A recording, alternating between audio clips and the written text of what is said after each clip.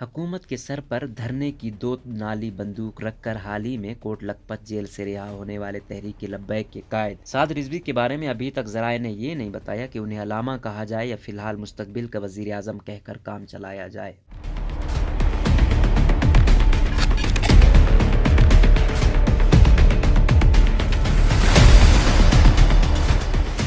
یہ بات اس لیے سوچنے کی ہے کہ پاکستان میں کالعدم تحریکیں یہ نعرہ لگایا کرتی ہیں کہ دم ہے تو کالعدم ہے۔ اب جو تحریک کالعدم ہو کر پھر غیر کالعدم ہو جائے اور کالعدم کرنے والے پھولوں کے گلدستے لے کر بچ جائیں، اس تحریک میں اور اس کے قائد میں کتنا دم ہوگا۔ ابھی کل ہی کی بات لگتی ہے کہ علامہ خادم رضوی اپنے بیٹے سعد کا ذکر اپنے خطبات میں اسی شفقت سے کرتے تھے جیسے اکثر باپ اپنی ہی لاڈ پیار سے بگڑی ہوئی اولاد کا کرتے ہیں۔ فرماتے تھے کہ میں نے اپنے بیٹے کو کسی سکول کسی مدرسے نہیں بھیجا، ساری تعلیم خود گھر میں دی۔ پھر جب سعد کو دین کی خدمت کے سلسلے میں پہلا کام ملا تو معاوضے کے ساتھ گھڑی، سوٹ اور نئے جوتے ملے تو علامہ نے جتایا کہ دیکھا بیٹا، دین کی چوکیداری میں اجر ہی اجر ہے۔ سعد رضوی صاحب کو اپنے پہلے کام کے سلسلے میں گھڑی، سوٹ اور جوتے ملے ہوں گے، لیکن والد کی وفات کے 1 سال کے اندر 2-4 دفعہ جیل جانے سے، 2.5 دھرنے دینے سے، فرانس کے سفیر کو ملک بدر کرنے کا نعرہ لگانے سے انہیں پورا بریلوی ووٹ بینک تحفے میں دیا گیا ہے۔ ایسا پکا ووٹ بینک تو مریم نواز یا بلاول بھٹو جیسے جدی پشتی سیاستدانوں کو بھی نہیں ملا ہوگا۔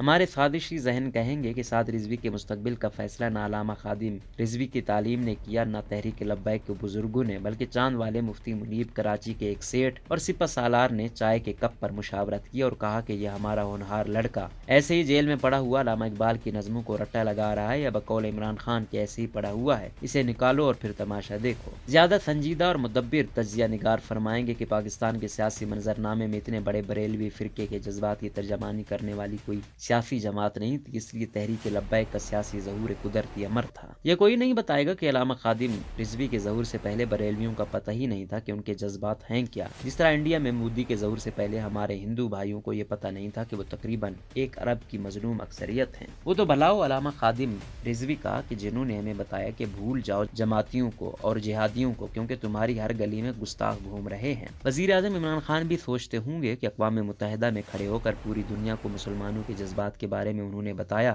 رحمت للعالمین اتھارٹی انہوں نے بنائی، اور اب یہ چھوٹا رضوی جیل سے چھوٹنے ہی اپنے جانثاروں کو بتا رہا ہے کہ اگلے الیکشن میں ووٹوں سے ڈبے بھرنے ہیں۔ علامہ خادم رضوی نے اپنے صاحبزادے کی تعلیم کے دوران پاکستان کے تمام اچھے استادوں کی طرح علامہ اقبال کی نظموں کو رٹا تو لگوایا ہوگا، جن کا استعمال وہ اپنے خطبات میں کرتے ہیں۔ ہمیں علامہ صاحب کی شاگردی تو نصیب نہیں ہوئی، لیکن علامہ اقبال کی کچھ نظمیں زبانی یاد کرا دی گئی تھیں۔ ان میں سے ایک ہمارے حسب حال تھی، اس لیے پہلا شعر آج تک یاد ہے۔ کبھی اے نوجواں مسلم تدبر بھی کیا تو نے، وہ کیا گردوں تھا تو جس کا ہے ایک ٹوٹا ہوا تارا۔ محمد حنیف کے مطابق تعلیم کے دوران استادوں نے گردوں کا مطلب نہیں بتایا تھا، اب کچھ اندازہ ہے کہ یہ کوئی آفاقی چیز ہے جو حرکت میں رہتی ہے۔ علامہ رضوی نے اپنے ولی عہد کو یہ سب اچھی طرح سمجھا دیا ہوگا، یہ بھی بتایا ہوگا کہ یہ جو پھولوں کے گلدستے لے کر آتے ہیں اور تیرے ساتھ تصویر بنواتے ہیں، ان کے پھولوں کو اچھی طرح سونگھ لینا۔ یہ تیرے کان میں کہتے ہوں گے کہ ہمیں جو بھی کہنا ہو کہہ لینا، گستاخ نہیں کہنا، اور یہ جب تجھے گلے لگائیں تو خیال رکھنا کہ یہ ایک ہاتھ تیری جیب میں ڈال کر تیرا ووٹ بینک چرانے کی کوشش کریں گے۔